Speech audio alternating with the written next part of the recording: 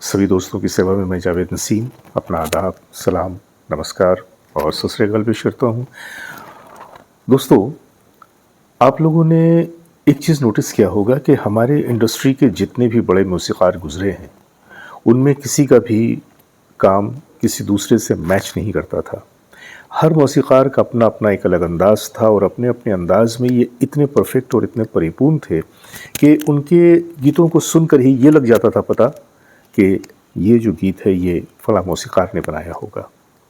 लेकिन कभी कभी ऐसा भी हुआ कि जब हम किसी गीत को सुनते हैं तो थोड़े से कंफ्यूज हो जाते हैं कि ये जो गीत हम सुन रहे हैं ये क्या फला मौसीक़ार का बनाया हुआ है या किसी और ने बनाया है। आज मैं आपके सामने ऐसा ही एक वीडियो पेश करने जा रहा हूं कि जिसमें आपको लगेगा कि कहीं थोड़ी सी कन्फ्यूजन तो है कि जब आप इस गीत को सुनते हैं तो लगता है कि अरे ये इस मौसीक़ार का नहीं, ये किसी और का काम है। बैरकैफ बने रहिए हमारे साथ और चलते हैं आज की वीडियो की तरफ। और हाँ, आजकल आप लोगों की मोहब्बतों में फिर से थोड़ी सी कमी लग रही है। अगर नाराज़गी है तो भी बताइएगा, और अगर नाराज़गी नहीं है तो अपनी भरपूर मोहब्बतों का इज़हार कीजिए, क्योंकि भाई हम तो आपकी मोहब्बतों के लिए ही बैठे हैं।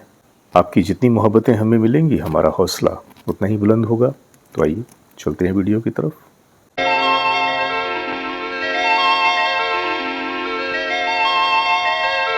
दोस्तों, 1964 में एक फ़िल्म आई थी। फ़िल्म का नाम था शराबी। ये अमिताभ बच्चन वाली शराबी नहीं, पुरानी शराबी। उस शराबी के हीरो थे देवानंद जी, उनके साथ थी मधुबाला जी, साथ में थी ललिता पवार, सुलोचना और दूसरे सारे सहयोगी कलाकार। फिल्म बड़ी खूबसूरत थी और इसमें गीत लिखे थे राजेंद्र कृष्ण जी ने और संगीत दिया था मदन मोहन जी ने। ये वो साल था कि जिस साल मदन मोहन जी की कई फिल्में आईं और बड़ी खूबसूरत फिल्में आईं, जिनमें आपकी परछाइयाँ, वो कौन थी, हकीकत और पूजा के फूल। तो इस तरह की कई फिल्में जो आईं और सारी की सारी फिल्मों का संगीत बहुत ही सुपर डुपर हिट रहा।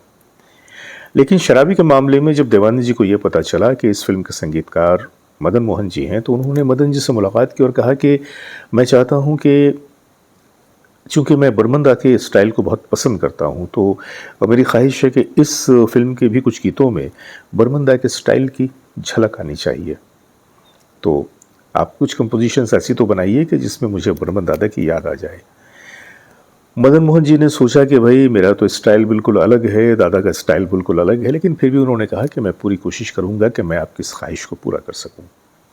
बैरकैफ फिल्म की शुरुआत हुई, संगीत का काम शुरू हुआ, गाने बनने शुरू हो गए। और वाक़ईतन अगर आप देखिए तो अगर हम बर्मंदा के स्टाइल को अपने जहन में रखते हैं, जिसमें कि प्यासा की बात करें 1957 में आने वाली फ़िल्म, उसके बाद 1963 में जो फ़िल्म आई बंदनी, उसको अगर आप सुने, या 1964 में ज़िद्दी आई, उसके गीतों को सुने, तो दादा का जो स्टाइल है वो एक बिल्कुल अलग तर्ज का था। अब ये जो मदन मोहन साहब की बात जब आई तो मदन मोहन ने सोचा कि चलो ठीक है, एक अच्छा मौका है ख़ुद को भी आज़माने का, और उन्होंने शराबी के संगीत में कुछ ऐसे गीतों को जन्म दिया कि जिसे सुनने के बाद वाकई ऐसा लगता है कि शायद अगर आपको पता नहीं है या आपने ध्यान नहीं दिया तो एक लम्हे के लिए आप थोड़े से कंफ्यूज हो जाएंगे कि हाँ वाकई शायद ये गीत जो है ये एस टी बर्मन साहब ने बनाया है, क्योंकि कंपोजिशन का वो स्टाइल और रफ़ी साहब की उसी आवाज़ का उन्होंने इस्तेमाल किया।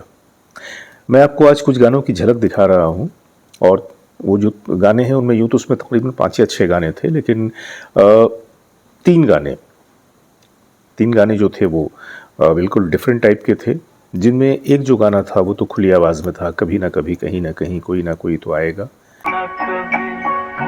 कहीं ना कहीं कोई ना कोई तो। लेकिन दो गानों की जो ख़ास तौर से मैं बात करूं, सावन के महीने में एक आग सी सीने में उठती है तो पी लेता हूं, इस गीत को अगर आप सुनेंगे तो वाक़ईतन ऐसा लगता है कि ये गीत शायद बर्मन दा ने ही कंपोज किया है, जबकि इस गीत के खालिक मदन मोहन जी हैं।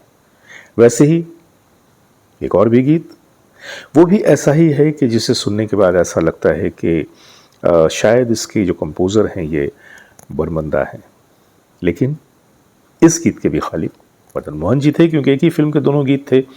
उस गीत के बोल थे मुझे ले चलो आज फिर उस गली में जहाँ पहले पहले ये दिल लड़खड़ाया।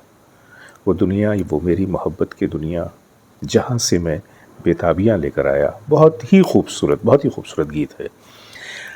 मैं आप लोगों से गुजारिश करूँगा कि मैंने बहुत ही माजी के पुराने वर्क पलट दिए हैं और इसमें ये जो नगमे आए हैं आपके सामने, तो मैं चाहूँगा कि इन ख़ास गीतों को आप यूट्यूब पे ज़रूर जाकर सुनें।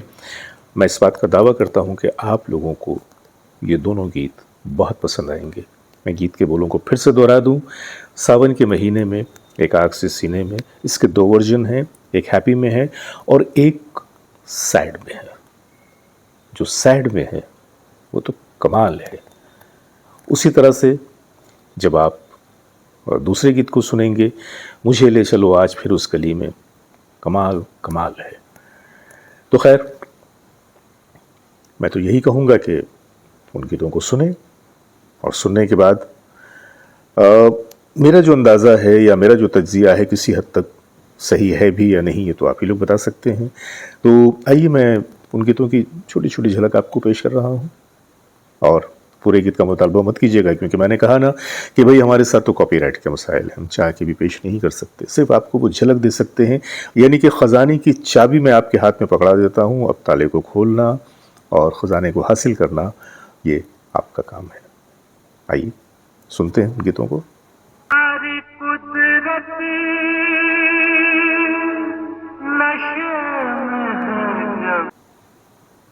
तो क्या खराबी है?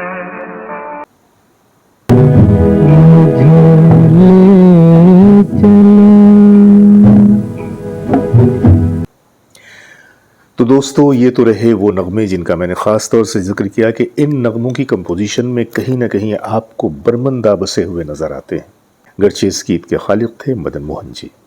तो आज के लिए बस इतना ही। अपने दोस्त जावेद नसीम को इजाज़त दीजिए, बहुत सारी मोहब्बतों के साथ। नमस्कार।